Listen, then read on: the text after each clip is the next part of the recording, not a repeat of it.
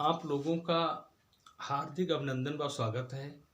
आज के वीडियो में आप लोगों को कुछ मैथ के सवाल बताए जाएंगे और यहाँ पर हमने बोर्ड में त्रिभुज दिए हैं, 3 त्रिभुज दिए हैं और उन त्रिभुजों में एक कोण जो है वो मान नहीं दिया गया है।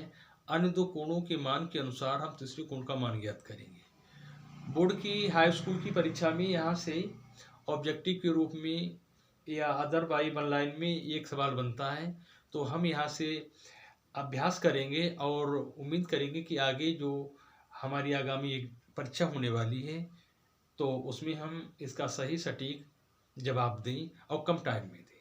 तो सबसे पहले समझना चाहिए कि जो त्रिभुज जो बना हुआ है तो हमेशा जो है कि एक जो लाइन होती है जिसे हम रेखाखंड कह सकते हैं, लाइन कह सकते हैं, इसका मान जो है सदैव 180 अंश होता है। जब इस एक रेखाखंड का मान या दी हुई रेखा का मान 180 अंश होता है तो उस पर जो बना हुआ जो भी कोण है तो उस जो भी त्रिभुज बना हुआ है उसका मान भी ऑलवेज 180 अंश ही होना चाहिए। अब हम इसे जो है मान लिया जिसे तीनों यहाँ पर ये भुजाएं हैं या एक दी हुई रेखाखंड पर जो हमारा त्रिभुज तैयार होता है उस त्रिभुज का मान हमेशा 180 अंश ही होगा। अब हमने यहाँ पर दिया है जो कि कोण ए, तो पहले हमने कोण ए लिख दिया है, फिर कोण बी तो हमने कोण बी लिख दिया है, फिर कोण सी तो कोण हमने सी लिख दिया है। अब नियम कहता है कि इन तीनों त्रिभुजों का योग हमारा 180 अंश होगा, तो हमने बराबर लिख दिया है 180 अंश। अब हमें मान रखना है तो ए का मान हमारा 60 अंश है और बी का मान हमारा 60 अंश है और सी का मान हमारे लिए निकालना है और बराबर है हमारे 180 अंश। जब हमें सी की वैल्यू या सी कोण का मान निकालना है तो हम सबसे पहले इधर लिखेंगे जिसका निकालना है, तो कोण सी, अब बराबर का चिन्ह लगाया हमने, 180 अंश यहाँ पर लिख दिया। अब यहाँ पर हमने दोनों का योग कर लिया, 60 60 120 होते हैं, जब हम यहाँ ले जाएंगे तो माइनस के 120 हो जाते हैं। तो यहाँ पर कोण सी बराबर 180 से हम 120 घटा देंगे तो हमारा बनेगा 60। तो हम ये कह सकते हैं कोण सी की वैल्यू या कोण सी का जो मान है वो 60 डिग्री आ गया है। ठीक इसी प्रकार से हम दूसरा सवाल लेते हैं कि यहाँ पर कोण ए 40 अंश दिया गया है, बी हमारा 120 अंश दिया गया है और सी का मान निकालना है। तो ठीक इसी प्रकार से हमने लिख लिया है कि कोण ए प्लस कोण बी और प्लस कोण सी बराबर इन तीनों का योग 180 अंश होगा। तो कोण ए की वैल्यू हमारी है 40 अंश प्लस और कोण बी की जो है बी की वैल्यू 120 और सी का इसमें भी निकालना है, तो हमने लिख दिया सी, कोण सी बराबर 180 अंश। अब हमने 40 और 120 हो जाते हैं हमारे 160 और प्लस कोण सी बराबर 180 अंश। अब हमें जो निकालना है कोण सी बराबर 180 अंश माइनस के हमारे 160।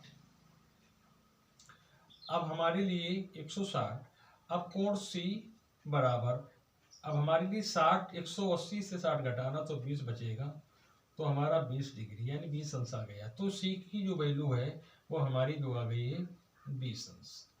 इसी प्रकार से हम तीसरा सवाल लेते हैं।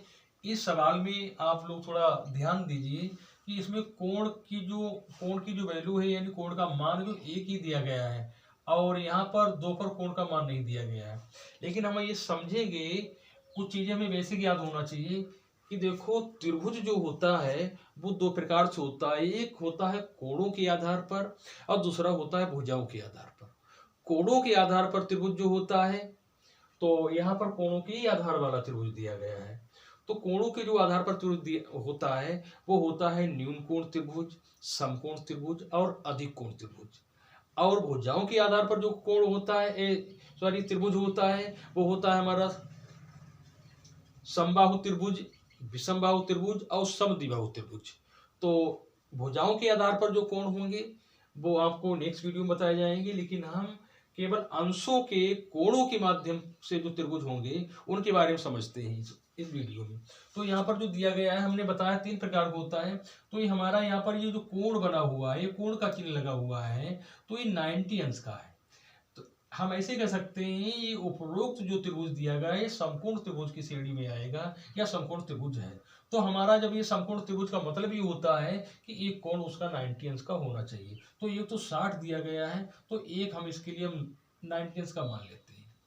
अब हम ठीक उसी प्रकार से कोण हमारा ए हो गया, ये बी हो गया है, ये हमारा सी हो गया है। तो हम इसे करेंगे कोण ए प्लस कोण बी और प्लस कोण सी बराबर 180 अंश। अब कोण ए का मान जो है हमारा 60 अंश दिया गया है, और प्लस बी का जो है हमारा 90 कब हो गया है क्योंकि समकोण त्रिभुज है, और सी की वैल्यू हमारे लिए यानी सी का कोण निकालना है बराबर 180 अंश। ठीक उसी प्रकार से हम 90 में हम 60 जोड़ लेते हैं तो हमारे बन जाते हैं 150। 150 प्लस कोण सी बराबर 180 अंश। अब कोण सी हम इधर ले आए, कोण सी बराबर 180 अंश, और इधर जब 150 जाएंगे तो माइनस हो जाएंगी, तो 150 अंश। तो कोण सी बराबर 150 से 80 घटाएंगे तो हमारा बचता है 30, यानी 30 अंश। तो हम कह सकते हैं कि कोण यहाँ पर जो सी का मान जो है वो 30 अंश आ गया है। तो इस वीडियो में आप लोगों को कोणों के माध्यम से त्रिभुज में जो 2 की माप दी जाएगी, तो तीसरा आप लोग इसी प्रकार से निकालेंगे, और इसके बाद में जो है भुजाओं के आधार पर आप लोगों के त्रिभुज बताए जाएंगे। बहुत बहुत धन्यवाद। जय हिंद, जय भारत।